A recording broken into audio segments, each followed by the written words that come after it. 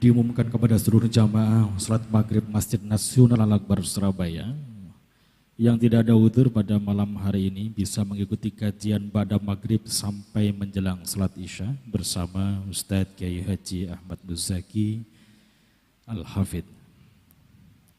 Adapun untuk ngaji kita pada malam hari ini yaitu kitab Nasuhul Ibad, Nasihat Penyejuk Jiwa. Kepada para jamaah yang tidak ada udzur, kami persilakan untuk menuju ke ruang tengah guna mengikuti kajian tersebut sampai menjelang salat isya. Demikian, terima kasih.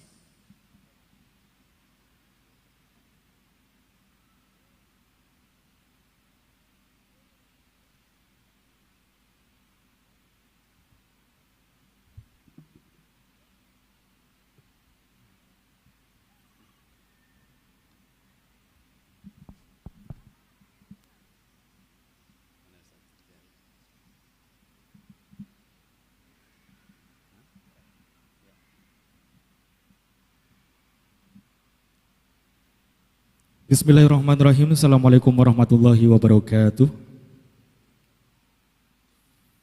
Hamdan wa syukran lillah, salatu wassalamu ala rasulillah Muhammadin ala nabiyya ba'da. Allahumma salli wa sallim wa barik ala nabiyyina Muhammadin ala kulli rasulin arsalah. Siratul kiram, Ustadz Kiai Haji Ahmad Muzaki Estahi Al-Hafidh yang kami hormati, para jamaah, para pendengar dan pemirsa dimanapun Anda berada. Pada hari ini kita berjumpa kembali untuk mengikuti kajian pada maghrib yaitu ngaji kitab Nasuhul Ibad bersama Ustadz Ahmad Muzaki Estahi Al-Hafidh di ruang utama Masjid Nasional Al-Akbar Surabaya. Adapun untuk kajian pada malam hari ini akan disiarkan langsung melalui kanal YouTube Masjid Al-Akbar TV, TV digital, Madu TV, dan live streaming mass media. Untuk mengawali ngaji kitab pada malam hari ini, semoga mendapatkan keberkahan dan keridhaan dari Allah Subhanahu wa taala. Marilah kita buka bersama-sama dengan membaca Sabil Mathani Al-Fatihah. A'udzubillahi minasyaitonir rajim. Bismillahirrahmanirrahim.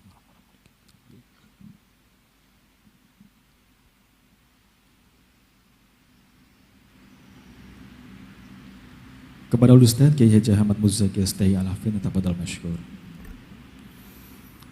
Assalamualaikum warahmatullahi wabarakatuh. Bismillahirrahmanirrahim. Alhamdulillahi rabbil alamin. Wassalatu wassalamu ala asyrafil anbiya'i wal mursalin Sayyidina wa maulana Muhammad wa ala alihi wa sahbihi ajma'in. Subhanaka la ilma lana illa ma'allamtana innaka antal alimul hakim. Rabbi shrah li sadri wa yassir li amri wahlul uqdatam min lisani yafqahu qawli. Wa qala al-musannif rahimahullahu ta'ala wa nafa'ana bihi wa bi ulumihi fid dharain amin ya rabbal alamin. Ma'asyiral muslimin wal muslimat, Bapak Ibu jamaah salat maghrib Masjid Nasional Al-Akbar Surabaya serta seluruh pendengar dan pemirsa dimanapun berada, rahimakumullah. Alhamdulillahi wa syukurillah. Malam ini atas izin Allah, atas takdir Allah, kita semuanya dapat hadir untuk melaksanakan ibadah yang agung, sholat berjamaah. Mudah-mudahan semua yang kita lakukan saat ini menjadi amalan sholiham makbulah, amal soleh yang diterima oleh Allah, dapat menghapus dosa-dosa kita dan dapat membuka pintu barokah dan rahmat Allah dalam hidup kita. Semoga hari ini kita semua mendapatkan hidayah dan ilmu yang manfaat. Al-Fatihah. A'udzubillahi minasyaitonir rajim. Bismillahirrahmanirrahim. إياك نعبد وإياك نستعين اهدنا الصراط المستقيم صراط الذين أنعمت عليهم غير المغضوب عليهم ولا الضالين آمين. Hari ini kita akan melanjutkan kitab Nasaihul Ibad di makalah yang ketiga dalam bab rubai, bab nasihat yang 4. Bismillahirrahmanirrahim. Wal maqalatus tsalitsatu. Adapun makalah yang ketiga, amba'dil hukama'i, dari sebagian ahli hikmah, radhiyallahu anhum, semoga Allah meridhai atas mereka. Ahli hikmah itu sebagaimana yang dulu kita pelajari, ahli hikmah ini orangnya nggak banyak ngomong, tapi sekali ngomong langsung tokcer. Ya, ini ahli hikmah. Kalau yang banyak ngomong itu apa namanya? Ahlul gedabrus.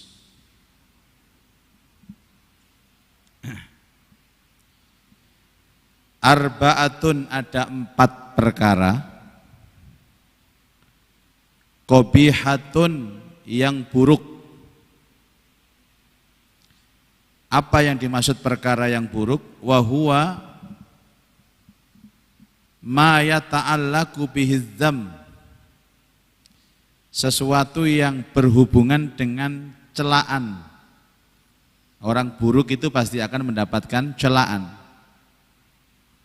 Kalau tercela di dunia saja mending Bapak Ibu, tapi ini celaannya 2. Di dunia tercela, di akhirat juga tercela. Fil ajili, dicela di dunia. Ajil itu asal maknanya dipercepat. Dipercepat itu artinya dunia. Wal iqabi, dan siksa fil ajili. Tadi pakai ain, ini hamzah. Kalau ajil itu ditunda. Maksudnya ditunda itu adalah akhirat.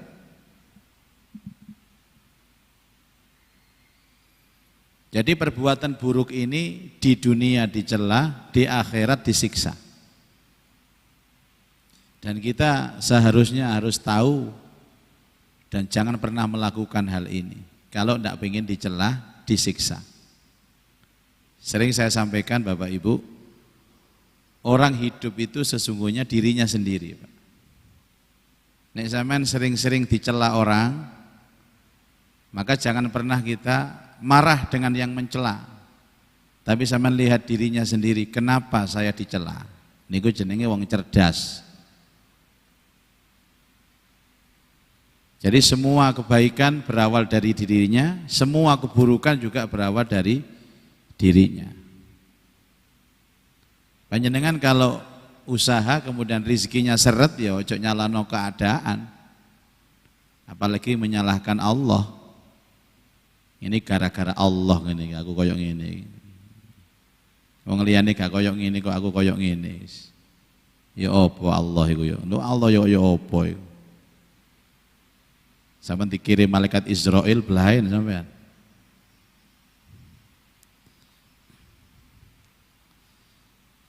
Apa saja 4 keburukan itu?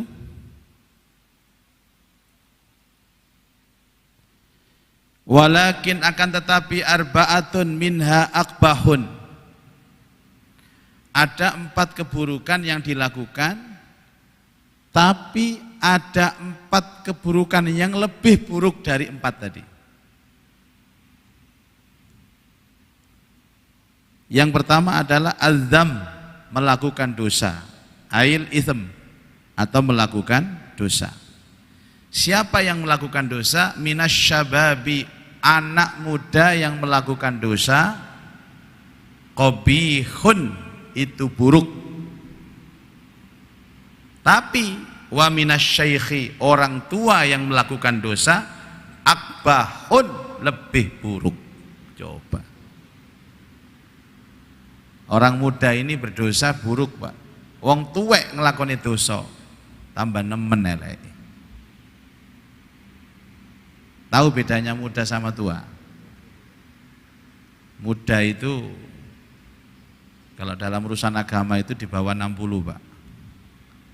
Sampai ini sore swita berarti saya 6 sampai. Di atas 60 sudah tua. Ada istilah tua-tua keladi, makin tua makin jadi. Gua ya luar biasa. Wis umur 70 kayak kaos, celana jin, dengkuli dibolongi disuwir-suwir. Kupingi ditindek. Ini umur 20 sih pantes ya. Walaupun elek. Ini umur 70. Ono arek wedok liwat, cewek. Umur 70 cewek. Kalau ada anak muda melakukan maksiat itu kan terkadang masih dimaklumi, wajar lah si enom. Dan itu tuwek wis kana malu. Ya Allah, iku tuwek wis. Nemen wong iku wis tuwek ngono sing maksiat ae. Jadi anak muda yang berdosa itu buruk, orang tua yang berdosa lebih buruk.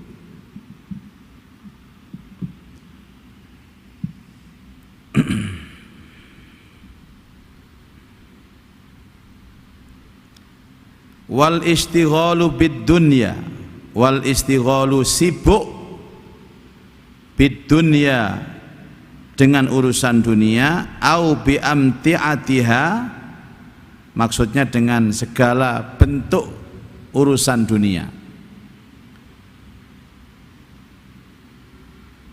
Minal jahili, yang dilakukan oleh orang bodoh. Sibuk terhadap dunia yang dilakukan orang bodoh. Qabihun, jelek, buruk.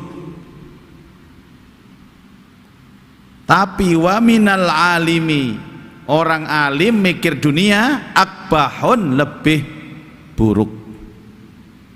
Wong bodoh mikir dunia elek, wong alim mikir dunia elek.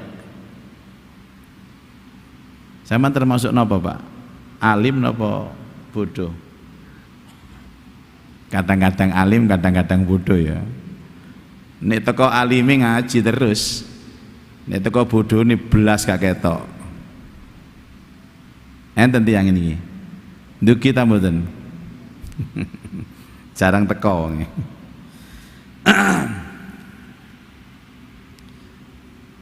Nah nek ana alim ya gak usah melok-melok tim sukses. Tim sukses iku dunia. Ya wong biasa-biasa melok tim sukses gak apa, mendukung calon iki, mendukung calon iku gak apa-apa. Nah wong alim kok melok tukang mendukung. Wong alim ya ngaji ngono ae.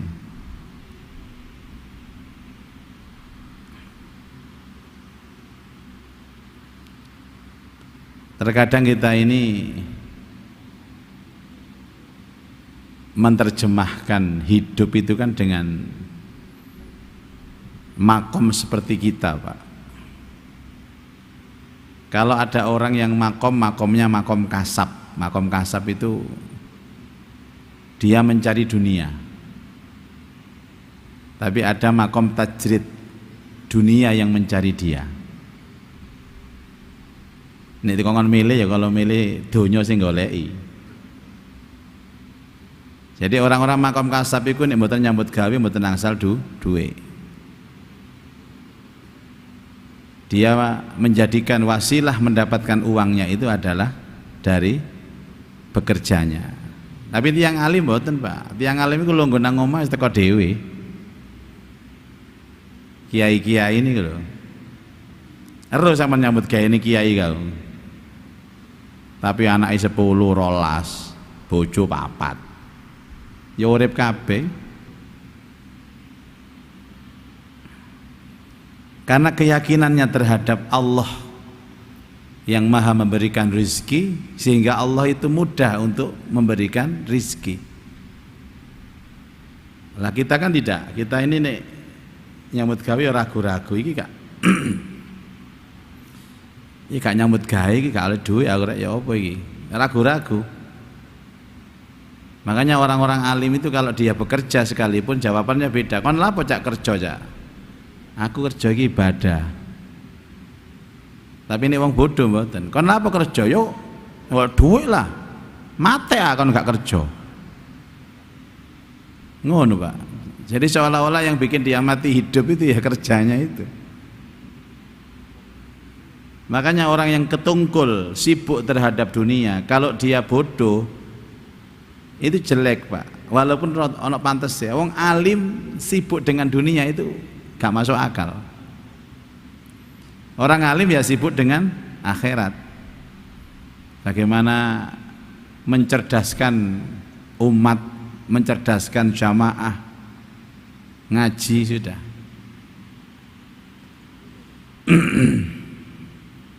Dan ini pilihan hidup, pilihan hidup. Apa Pak Muzaki ini nggak pernah ditawari jadi caleg ta? Caleg ini kenapa sih Pak? Calon legrek. Saya berkali-kali Pak, berkali-kali. Ada teman itu, ada 3 teman saya yang jadi ketua umum partai. Dan dia termasuk partai yang mendapat dukungan masyarakat yang besar. Kalau saya mau ya insya Allah jadilah. Tapi saya berpikir panjang, bukan karena saya menyatakan saya ini kok gak kepingin dunia, tidak. Karena iman saya ini tidak terlalu kuat. Mungkin sih sampai sampean ya. Sampean lah ya lebih nemen teko aku maksudnya. Saya ini gak kuat godaan Bapak Ibu.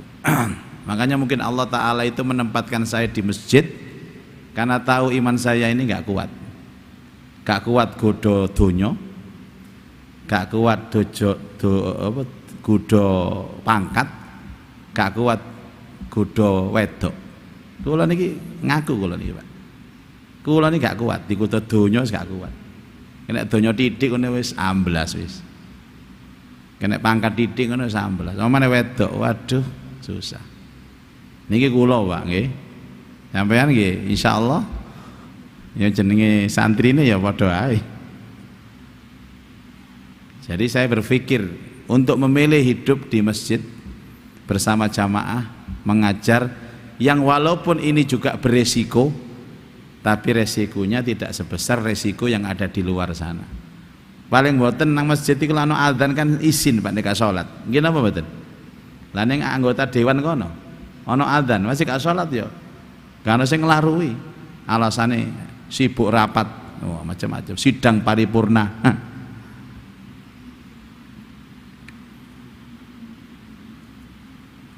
Makanya orang-orang alim itu hidupnya santai, nggak kemerungsung terhadap dunia. Dirinya merasa cukup,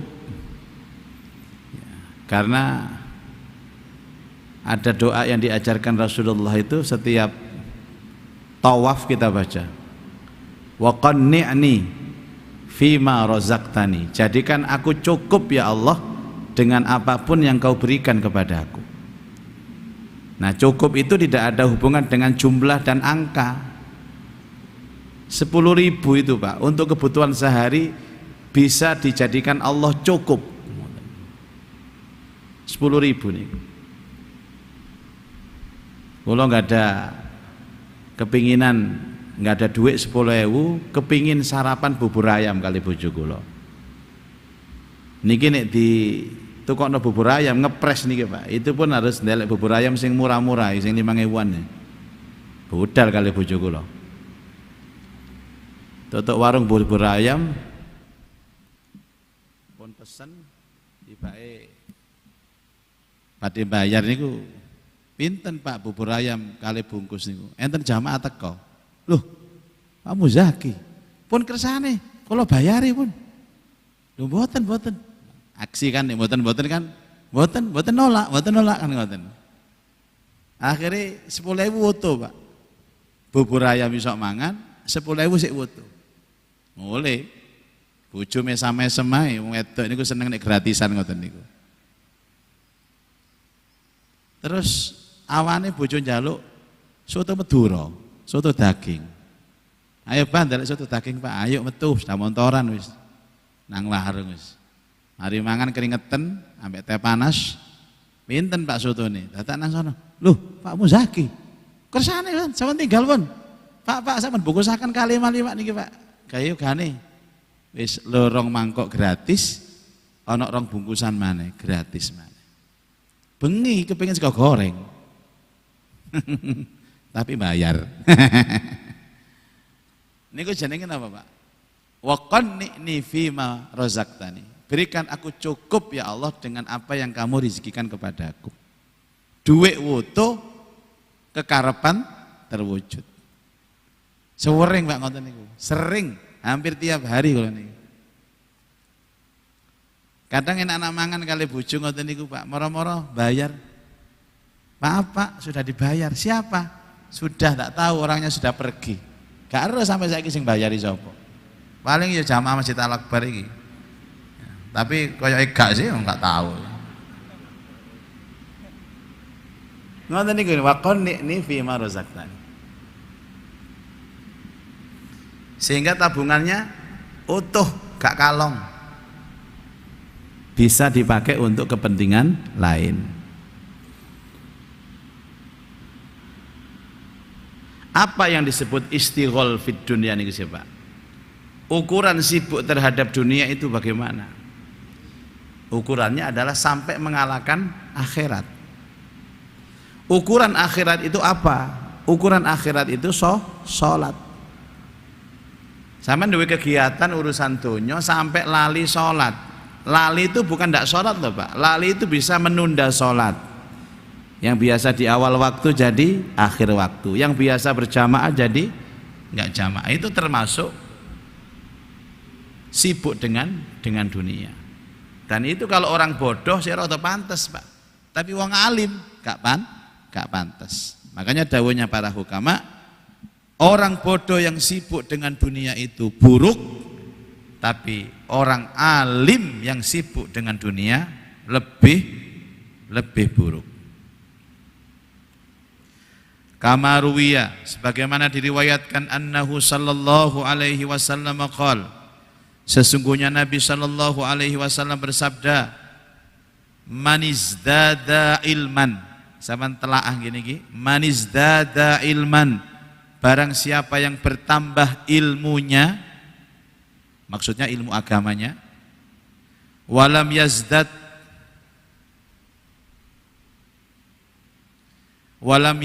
fid dunya zuhdan, tapi tidak menambah zuhudnya terhadap dunia, lam yazdad minallahi ta'ala illa bu'dan, maka tidak akan bertambah kepada Allah kecuali jaraknya jauh.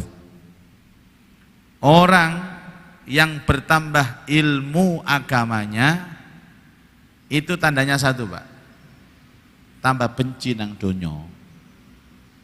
Tambah benci nang donya. Sudah mengerti tentang ilmu agama, ilmu akhirat, nang donya ini kaya anti ngoten lho. Bukan berarti nggak mau dunia Pak, tapi wis gak respect, wis biasa ngoten lho. Liyane rebutan caleg dhek wis biasa. Ojo maneh kok sembako.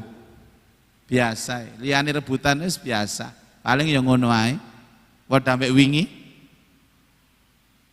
Makanya dikatakan orang yang tambah ilmu agamanya tapi nggak tambah zuhudnya, maka dia tidak akan punya kedudukan di hadapan Allah, kedudukannya jauh.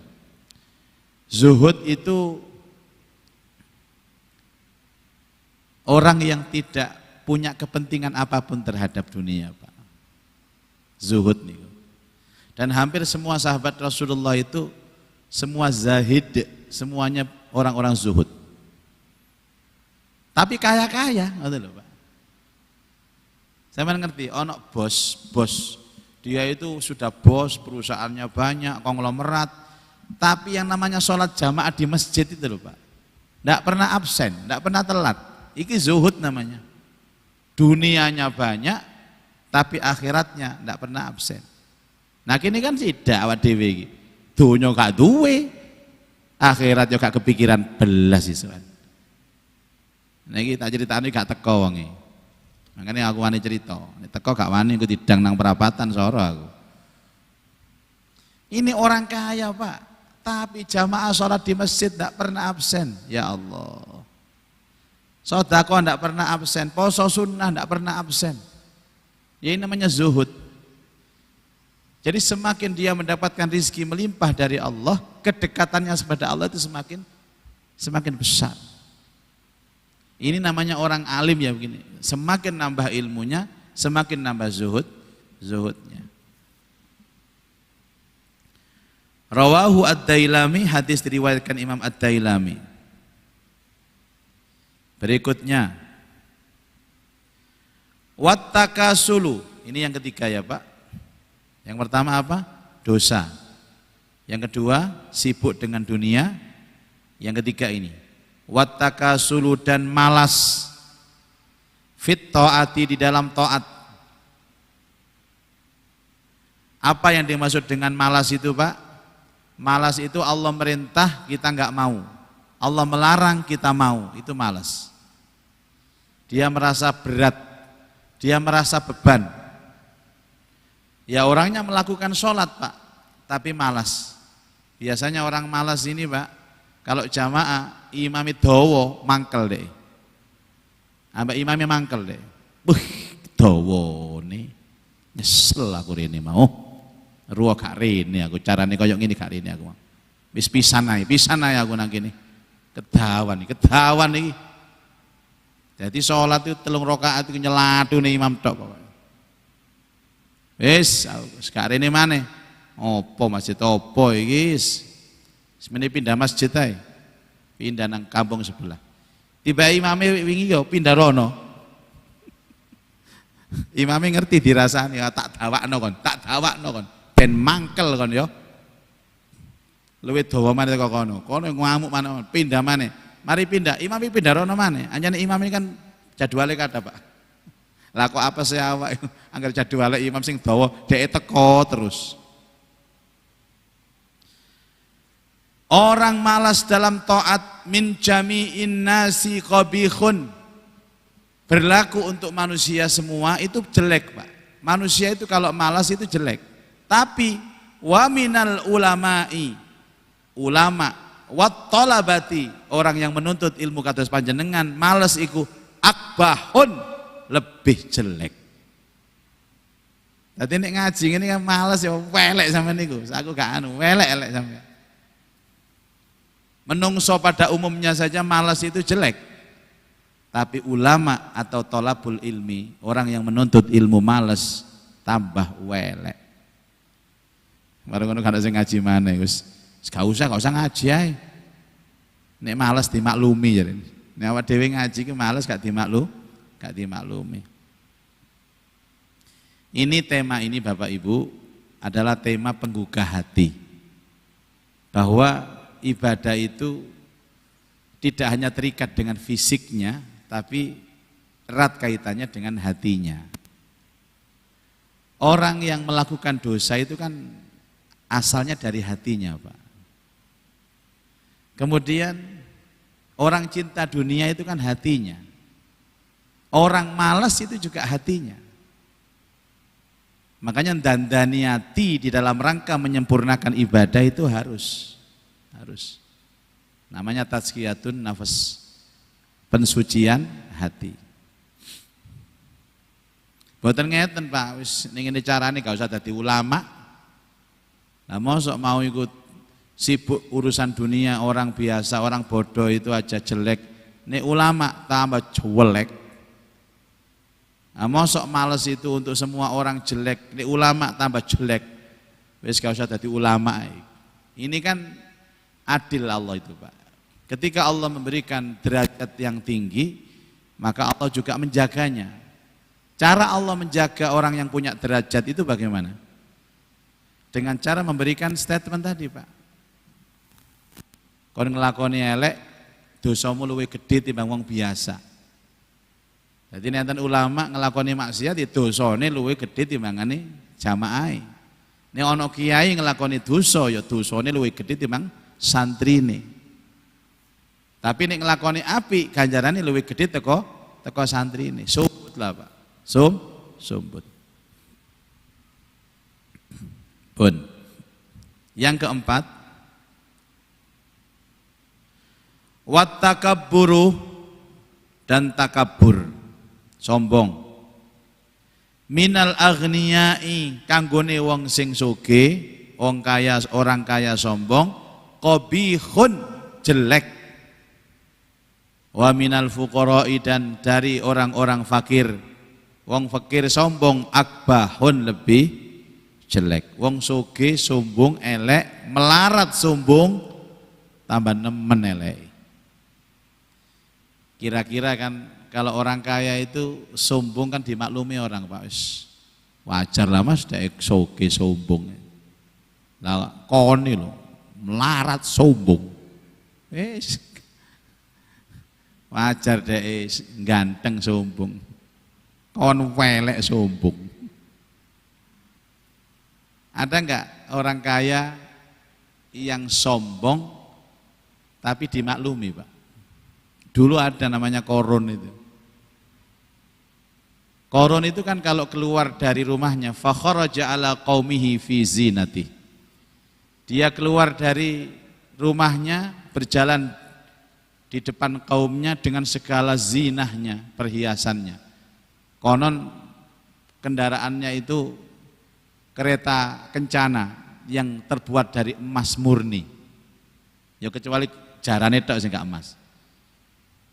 Mulai roda iku kabeh emas. Dan Korun itu kalau sudah keluar rumah, Pak, kan ada jam-jam tertentu. Orang sudah keluar rumahnya semua untuk apa? Menonton. Dan orang yang menonton itu takjub dengan Korun itu. Dan sebagian orang-orang yang cinta dunia, tambah nemen, Pak, kagumnya kepada kaum. Qala alladzina yuridunal hayatad dunya ya laita lana misla ma utiya Qarun. Orang-orang yang berpikir tentang dunia, dia mengatakan, seandainya aku menjadi Qarun, seandainya aku diberikan harta seperti harta Qarun. Itu orang yang hubbud dunia, orang yang cinta dunia. Tapi orang-orang yang gak cinta dunia biasa, Pak, biasa. Innahu ladu hadzin wa qala alladzina yuridunal hayatad dunya ya laita lana misla ma utiya Qarun innahu ladu hadzin azim. Tapi orang-orang yang tidak cinta dunia, apa katanya? Sawabullahi khairul liman amana wa amila sholihan.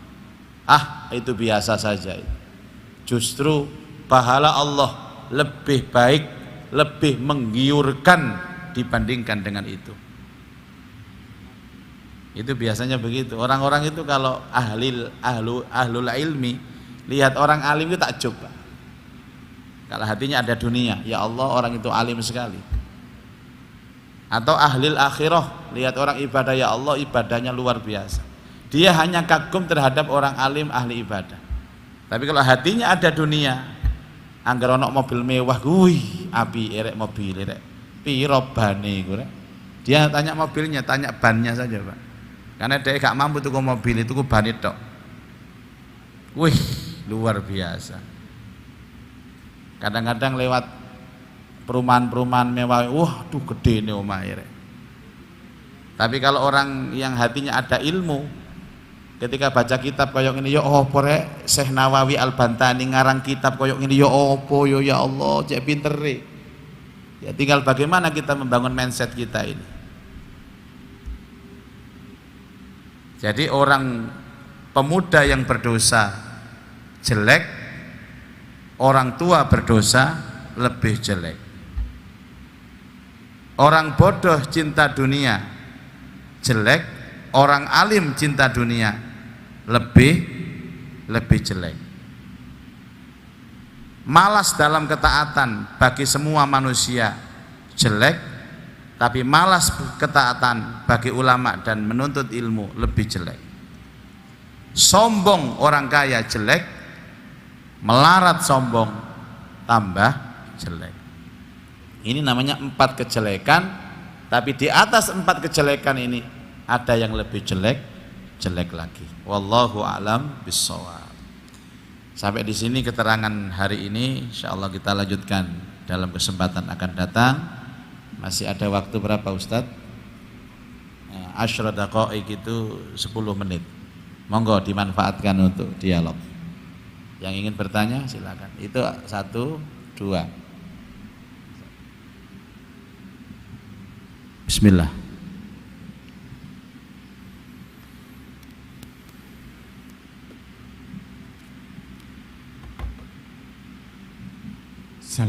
Assalamualaikum warahmatullahi wabarakatuh. Waalaikumsalam warahmatullahi. Pak Ustadz dan jamaah yang saya hormati, saya ini kalau dikatakan bertanya mungkin minta sebuah klarifikasi.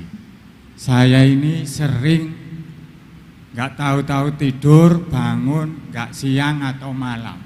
Itu hati ini bergetar. Ya Allah, anak istri atau orang tua, besok ini bisa ketemu lagi atau bagaimana? Iya. Kamu atau istri atau anakku, siapa dulu nanti yang mati? Dan memikirkan dosa yang dikatakan dalam kitab-kitab itu berapa tahun, 10 tahun atau berapa. Namanya abadan abad itu bagaimana? Hati kita itu hancur, tidak bisa berkata-kata dan seakan-akan sudah tidak bisa berpikir. Iya, iya. Itu gimana? Sering sekali saya Nggih, itu. nggih. Masya Allah, lah itulah Ustaz. Mohon keterangannya. Nggih. Assalamualaikum warahmatullahi wabarakatuh. Waalaikumsalam warahmatullahi. Cara Allah memberikan hidayah itu macam-macam, Pak. Bukan puluhan, ratusan bahkan ribuan. Salah satunya adalah orang yang mudah menangis.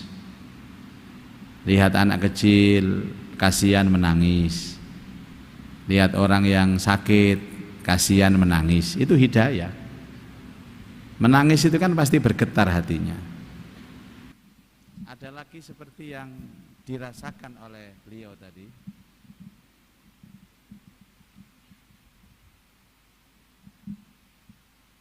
Tidur tiba-tiba ingat mati. Lihat istri, lihat anak. Itu yang dilihat, jangan-jangan nanti kita ini berpisah. Itu bentuk hidayah. Dan biasanya orang yang seperti ini kalau mau maksiat ya takut, Pak. Mau dosa takut. Gue nang mari ngelakoni dosa nang mati. Dan itu baik Bapak Ibu. Baik. Kalau ini kadang-kadang kalian aku loh, dicakno tok biskop kula niki, Pak. Walaupun filmnya film kayak kemarin film Ibu itu loh. Saya gak nonton aja men. Saya men gak duwe ta kan. Itu kan tentang menyentuh hati. Tapi kan itu di biskop. Saya di dalam biskop itu mikir iki kok moro-moro mati ya apa nang biskop iki. Ya gak lucu, telah meninggal dunia Kiai Haji Muzaki di dalam biskop. Tapi kan saya tidak maksiat, Pak. Tapi di tempat itu loh saya ketakutan juga. Lah kok ada orang di tempat maksiat melakukan maksiat, tidak ada terfikirkan dia setelah maksiat terus mati. Jadi pikiran-pikiran takut mati, pikiran-pikiran segera berpisah dengan keluarga, sampai akhirnya dia itu ingat Allah terus, itu bentuk hidayah. Bentuk hidayah. Kita bersyukur, Pak. Kita bersyukur. Kalau nanti ditamoni kali jamaah, dia itu setiap menyebut nama Allah itu mesti nangis, Pak, otomatis. Misalnya Insya Allah, pokoknya Allah itu nangis gitu loh, Pak. Kayak kena hipnotis kalau kena. Padahal kalau dewi loh, kadang-kadang Allah ya gak nangis, biasa. Insya Allah ngono ae. Insya Allah, pokoknya Allah yang nangis dia. Kalau panjenengan mengalami hal seperti itu yang berujung apa? Takut melakukan dosa. Terus kepingin menambah ibadah. Ini gue bagus, positif. Dan bersyukurlah kepada Allah karena tidak semua orang, tidak semua hamba itu diberikan anugerah seperti itu. Tidak ada anugerah besar yang diberikan Allah berupa hidayah di dalam hati seorang hamba ketika dirinya diberikan rasa takut mati, Pak. Makanya kate maksiat wedi, kate maksiat wedi, cocok mari maksiat aku mati, mari maksiat aku mati. Ngoten nggih, Pak nggih. Ini luar biasa. Disyukuri mawon. Wallahu a'lam.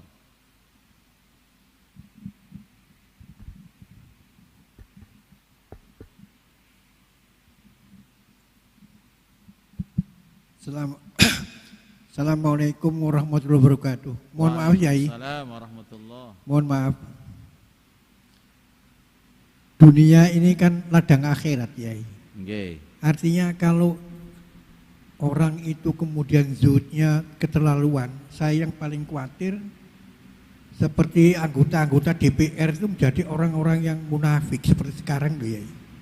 Jadi harus ada batasan-batasan yang kita itu bisa terjun di masyarakat tapi tanpa mengorbankan. Mohon maaf Yai. Terima kasih. Nggih. Tapi nggih mboten sedaya Abah. Mungkin ada anggota DPR yang baik itu ada. Saya yakin ada. Tapi sing paling akeh ya sing disebutaken Abah niku wau. Karena sistem, Pak. Kula piyambak niku lho, nek mungkin nek mlebu teng sistem niku ya padha wae. Padha munafike. Orang ini kan selalu dilalaikan dengan lingkungannya. Nek awak dhewe ngomong teng masjid bisa Pak, mengkritik bisa. Banyak oposisi-oposisi itu yang mengkritik parlemen, mengkritik birokrasi. Pada waktu dia jadi oposisi. Tapi ketika dia jadi pelakunya, siji maneh Pak. Biyen kritis biyen, begitu. Iku gak dadi apa-apa sih. Wis dadi apa-apa ya siji maneh. Makanya banyak orang terseret dengan lingkungan. Yang paling mahal itu menerima tawaran, Pak. Contoh nggih, saya punya pondok. Kemudian oleh ada pemerintah, ada pejabat, ada apa pengusaha lah.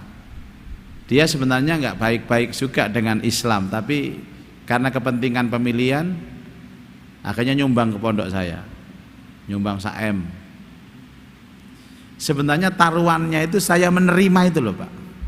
Karena setiap menerima mesti ada resiko. Setiap menerima ada konsekuensi. Oh ini Pak Yai sudah diterima saja, saya tidak niat apa-apa. Saya lillahi ta'allah. Saking ta'ala sampai ta'allah. Saya tidak punya niat apa-apa selain menyumbang supaya pondoknya Pak Yai ini cepat jadi gitu. Ikan saiki Pak. Beda dengan nanti kalau sudah punya. Sudah benar-benar dia mencalonkan. Kadang nyumbang, kadang tak terima. Sudah di masjid. Pak Yai saya nyalonkan jadi gini. Tolong didukung ya. Ayo ngomong gak dukung sampean. Walah. Maka yang mahal itu menerima, Pak. Kalau saya sudah terlanjur menerima, mau ndak mau saya harus ikuti sistem dia. Itu yang terjadi sekarang. Ya, sampean kan aman kan, kan sing ngekeki sampean. Objektif. Kenapa aku milih dhek gak oleh apa-apa kok kan ngoten. Oke. Terus begini Bapak Ibu. Sebenarnya setiap pekerjaan yang beresiko itu pahalanya semakin besar. Ngapunten lho Pak. Bagi anggota dewan yang jujur dan menyampaikan kebenaran di parlemen itu, niku ganjarannya luwih gede timbangane kula sing nyampekno nang masjid. Kalau di masjid kan menyampaikan kebaikan kan wajar, Pak. Tapi mereka bisa menyampaikan kebaikan dan kebenaran itu di tempat yang terhormat. Makanya dikatakan kemarin bahwa rakyat ketika menegakkan keadilan itu biasa, tapi pemimpin yang menegakkan keadilan itu luar biasa. Kalau usul mawon tengene anggota dewan niki, ayo jadikan itu sebagai kendaraan akhirat. Ganjarannya sampean iki luwih gede timbang aku dalam meneriakkan kebenaran. Karena sampean lebih beresiko. Ganjarannya luwih gede, resikonya nggih luwih gede. Nggih, masih kula nggih termasuk anggota DPR Pak Yahya. Tapi bukan Dewan Perwakilan Rakyat, tapi Dinas Pengajian Rutin. Ya mudah-mudahan kita doakan Bapak Ibu yang jadi anggota dewan ini dijaga oleh Allah, diberi hidayah oleh Allah sehingga mereka tidak hanya mengeruk keuntungan pribadi, tapi benar-benar membela kita. Karena mereka sesungguhnya adalah wakil rakyat. Katanya dipelesetkan, Saya sudah mewakili rakyat kok. Rakyat pengen rumah besar, saya wakili dapat rumah besar. Rakyat pengen mobil, saya wakili, saya juga punya mobil. Rakyat kepingin jalan-jalan ke luar negeri, saya sudah wakili, saya juga jalan-jalan ke luar negeri. Demi Allah Bapak Ibu, tidak ada satupun amalia kita kecuali dihisab oleh Allah. Dihisab oleh Allah, dihisab oleh Allah. Jadi jangan senang-senang sampean. Makanya orang yang takut kepada Allah ketika dia jadi anggota dewan, ya pasti tetap dia jadikan jabatannya itu sebagai sarana untuk syiar dan dakwah di jalan Allah. Ngoten nggih? Wallahu a'lam bissawab. Mudah-mudahan Allah memberikan kita ilmu yang manfaat. Allah manfa'na bima 'allamtana wa 'alimna ma yanfa'una wa zidna ilman nafi'a. Allahumma rzuqna fahman nabiyyin wa hifdzal mursalin wa ilhamal malaikatil muqarrabin. Rabbana atina fid dunya hasanah wa fil akhirati hasanah wa qina adzabannar. Wa sallallahu ala sayyidina Muhammad wa alihi wa sahbihi ajma'in walhamdulillahi rabbil alamin. Subhanakallahumma wa bihamdika asyhadu an la ilaha illa anta astaghfiruka wa atubu ilaik. Assalamualaikum warahmatullahi wabarakatuh.